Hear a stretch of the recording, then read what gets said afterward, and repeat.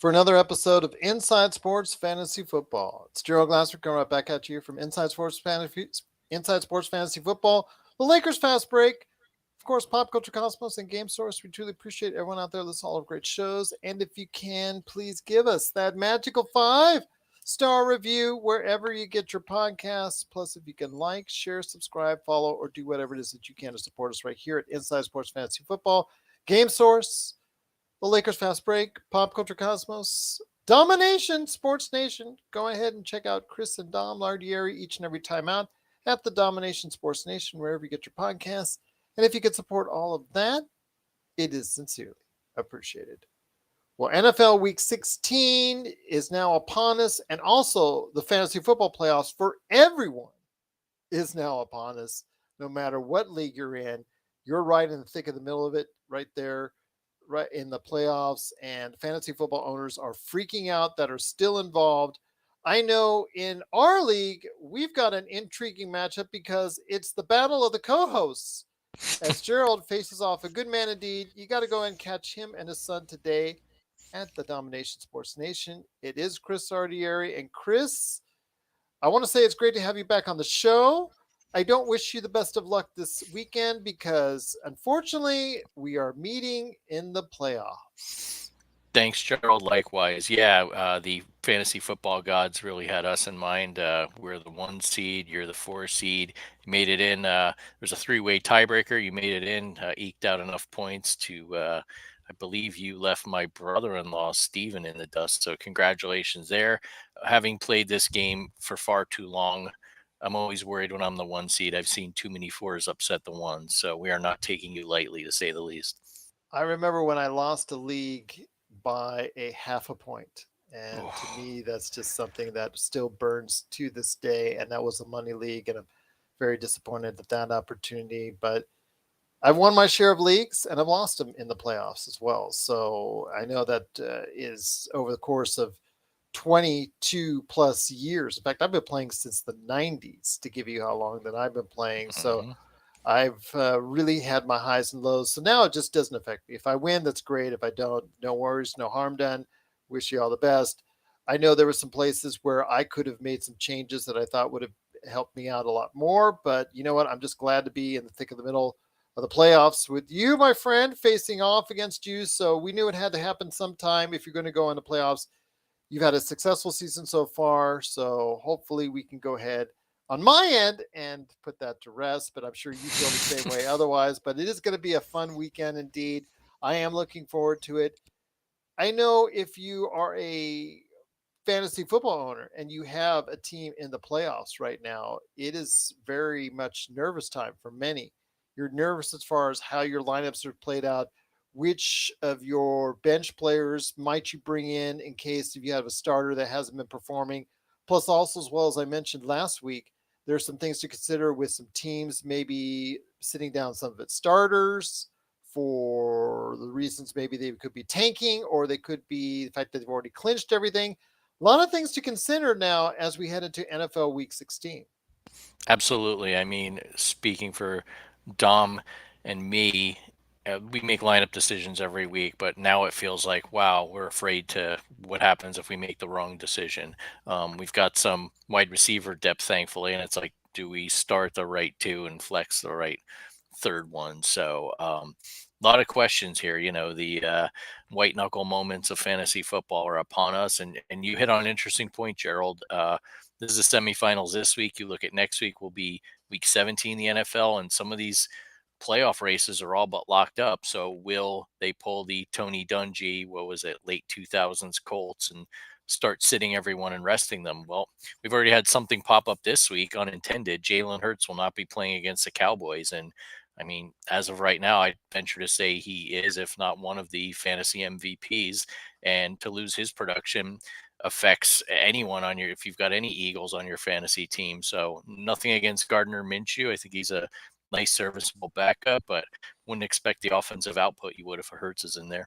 No, but you've been riding a new quarterback that's been doing very well as of late. Trevor Lawrence, who's really been getting some good numbers out there, threw 4 touchdowns last week. 3 of them to a player that I have on my team, Zay Jones, who has done a sensational job as far as becoming, I guess, the number one outlet for Trevor Lawrence. So, your thoughts on the rise of Trevor Lawrence now that he's playing like a number one draft choice?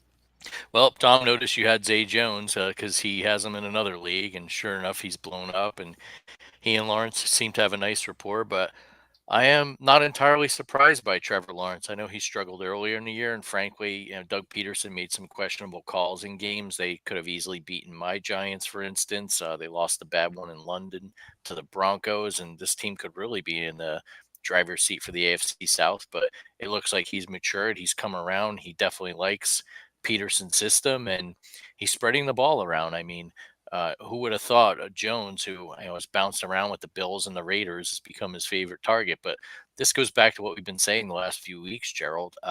Take a flyer on a guy, put him on your bench. If he's starting to get targets and things may be trending upwards, and props to you for getting a gem late here in the season with Jones. Absolutely. But also props to you for a guy that was actually on a lot of waiver wires for a good percentage of the season. And you were riding Geno Smith all the way up to first place for a number of weeks. And you've started to see the slide. Some say inevitable slide of Geno Smith. Could be. I know he hasn't had favorable matchups. You play that 49ers defense, it's going to be rough. But frankly, Gerald, we've got a decision to make this week. You'd think Lawrence is a no-brainer, but he's going up against a formidable Jets defense, and their backs are kind of up against the wall, losing that game to the Lions this past week. And as we all know, with Zach Wilson, he's not going to win the game for you. So is the Jets defense going to have to carry that team on their back? He's We the shall hot see. quarterback. He's the Yeah, hot quarterback right now. he is, and too, like you mentioned last week with the Bills and the Dolphins, will weather be an issue? There's storms moving across the country into the Northeast, so a lot of factors here we'll be thinking about over the next 12 or so hours as we make our lineup decisions. But it's a nice problem to have. I've had years where you're really grasping for straws and starting a quarterback you don't want to and just rolling the dice in the playoffs. One last thing is you can go ahead and give advice on as far as before we get up to the picks for this week in NFL Week 16, and of course a trip to woof woof woof the doghouse. Before we go ahead there, if you could give some advice to individuals that are in the playoff mix right now. I mean, everybody else are just playing for they're playing out the season. Maybe if they're in leagues that they continue on and on and on, maybe they're talking about next year. They're trying to look for as far as components for their years beyond. But for most of the people, most of the teams, they're out of the mix at this time. It's usually down to like 4 or 6 teams at this point in time. So, your thoughts on where you would target the most for your starting lineups, or advice you could give for a playoff run? Yeah, if you've got a dilemma, what I'd like to think, and you alluded to this earlier, you not only want to play the hot hand like a Trevor Lawrence, but you also want players on teams that have something to play for, whether they be Jaguars, Detroit Lions players, even Jets players, for instance. A team like the Vikings, who had the greatest comeback in NFL history over the Colts last Saturday, they don't have anything definitively locked up yet. I mean, they want to keep that number 2 seed and have a better playoff matchup in the first round. They don't want to lose out and have the 49ers leapfrog them as the number 2 seed. So they've got things to play for. I think that's what you're looking for. And again, too, with the Eagles, I'm not saying bench all your guys, but don't expect the numbers you've been getting for the bulk of the season. And then two, I mean, at the end of the day, you could look at rankings, you can overanalyze everything. Just look for favorable matchups. If that's what's worked for you this year, go with it. I mean, for instance, we've got Aaron Jones, and he's been very productive for Green Bay the last few weeks. Unfortunately, he seems to show up on every injury report every week as questionable, and then he plays. Don't get too psyched out about it. Definitely do your due diligence. Look into seeing if his questionable is really what a probable would have been 4 years ago, for instance, on the old injury report. But definitely pay attention to those injuries. Sometimes there might be game time decisions that could take a win for your team and turn it into a loss with a last minute benching of an injured player. So be prepared, but don't overthink. Once again, it is Inside Sports Fantasy Football. It's Gerald Glassford along with my good friend, Mr. Christopher Lardieri. He and his son Dom, they go ahead and let you know about the world of sports as only they can each and every week, right there at the Domination Sports Nation. But my friend, before we head on out, NFL Week 16 is now upon us. We're almost at the end of the line when it comes to the regular season. And before we head on out on the regular season, we've got still some good matchups indeed. What matchups in particular are looking at you the most and saying, I got to look into that a little bit more closely? There have been, for instance, Damian Pierce with the Texans, who was in the running for Rookie of the Year at one point this season, Hmm. had a really nice season at running back, done for the year. So now you've got to go out there on waivers and find yourself another running back, and there's somewhat slim pickings. But you look at the Panthers, for instance, in some leagues, I see Chuba Hubbard out there, and then too, I see with the Lions, it looks like their wide receiver core is kind of spread out, diversified from just Amon-Ra St. Brown. It looks like Jared Goff has some other viable weapons there.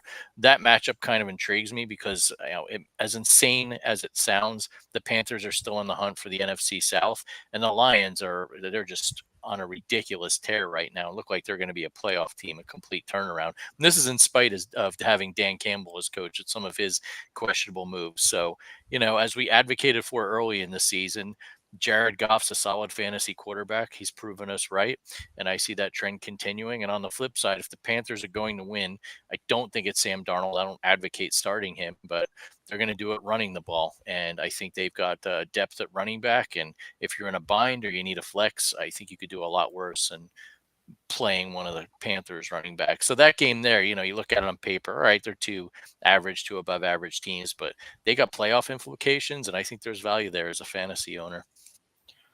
Any other games that stand out to you this weekend? Because for me, really, really am looking at the game at New England, because for New England, it's a must win game. And you've got the Bengals at 10-4, waltzing into the Patriots after that. I don't want to say unbelievable loss against the Raiders, because it was just a dumb pass and it was just a dumb move and a dumb play. And the player has already admitted to that, as far as the lateral and all that. Should have just, it was a tie game. And he knows that. He understands that now. He didn't know it then, but during the play, it just got, emotional, and just made a mistake from there. And we saw the stiff arm of doom and all that. But need I digress? Bill Belichick's team needs to win out in order to stay in the playoff chase. And it's got to start this Sunday at home against Cincinnati. Yeah, it's a must win. And, Ramondre Stevenson, who one of the boneheads who didn't go down and let the clock run out, had a nice game up until that point. And then on the flip side, too, Joe Burrow's also been on a roll. There's no playoff hangover in Cincinnati.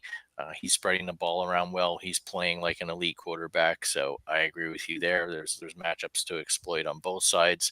Another game that's interesting to me, and not just because I'm a fan, the Vikings and Giants in Minnesota on Saturday. I mean, the Giants don't have anything definitively locked up. If they win one more game, they're pretty much in the driver's seat for a wild card game. And then, like I mentioned earlier, the Vikings have a lot to play for to lock in that 2 seed.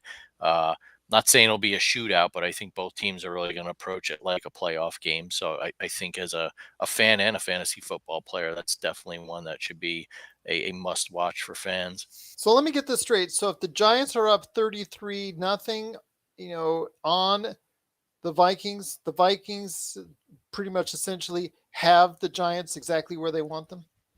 Yeah, I would add the asterisk that Brian Dayball is no Jeff Saturday. So I think he would punt on fourth and short. I think Okay. he's got Saquon Barkley to run the clock out a little better. I don't think he'd put Daniel Jones in a position to do much at that stage of the game, but what do I know?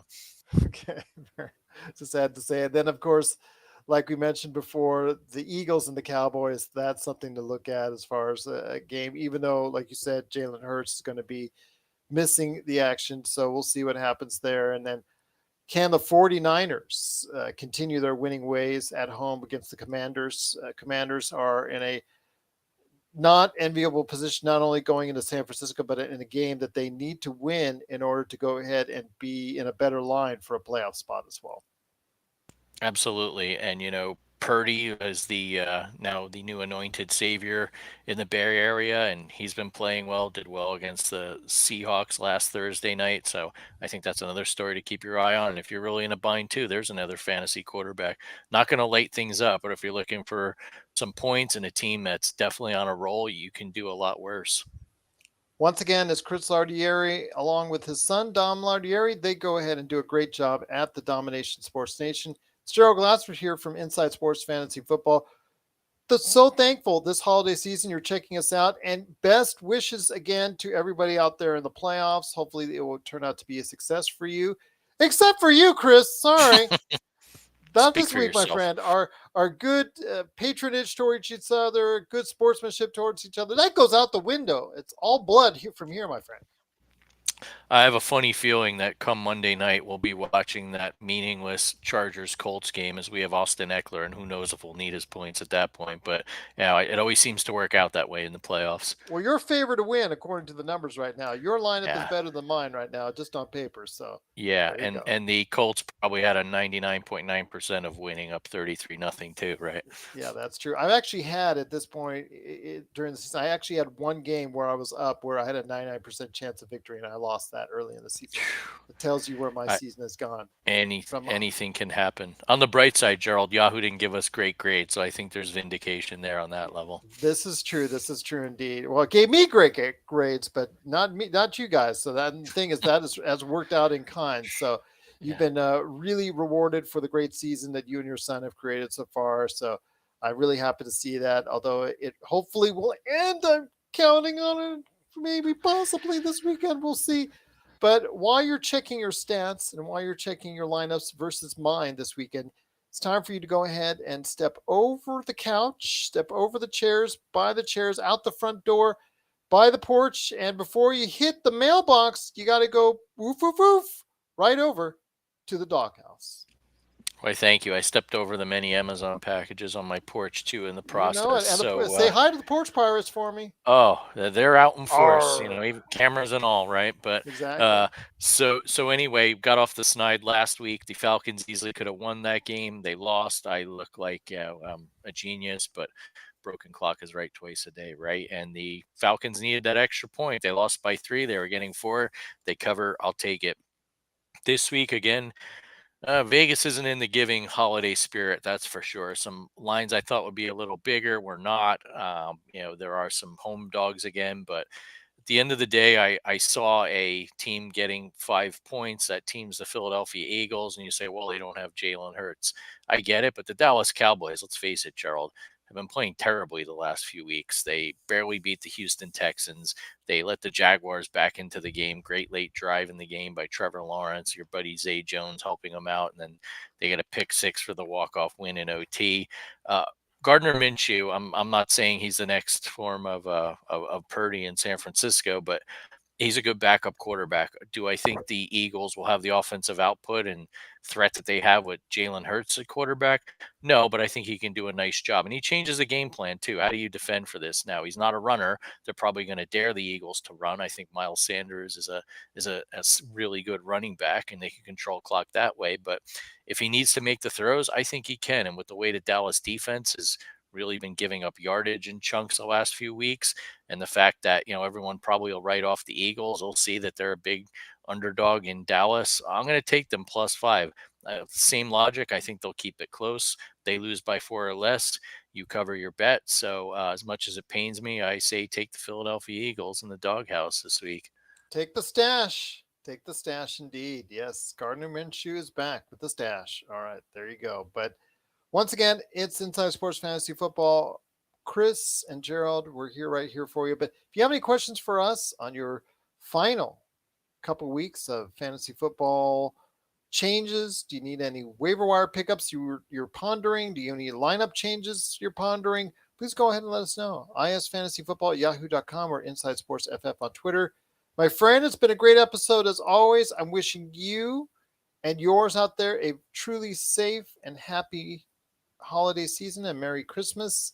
Any last thoughts before we head on out? Best of luck to you, Gerald, even though I only half mean it. And I want to thank everyone for watching and listening and downloading the podcast. Merry Christmas to you all, and best of luck to everyone in Week 16 here, the semifinals of fantasy football. Hope to hear good news from you next week, and you're inevitably in your league's finals. Well, I'm going to give you good sportsmanship either which way and wish you continued success if you beat me and continued success if you don't. So I'm really thankful that I've had you as a co-host now for so many seasons. We truly appreciate it. You and your son have provided some great input, some great content on this show for years now. And I'm also saying all these nice things that hopefully you'll go ahead and put a punter or somebody else in the lineup this weekend. Hopefully somebody that's on IR. You mistakenly overlook it. I'm hoping, counting on that, but really not expecting it. So, Yeah. but I I'm don't. trying to say nice Yeah. things.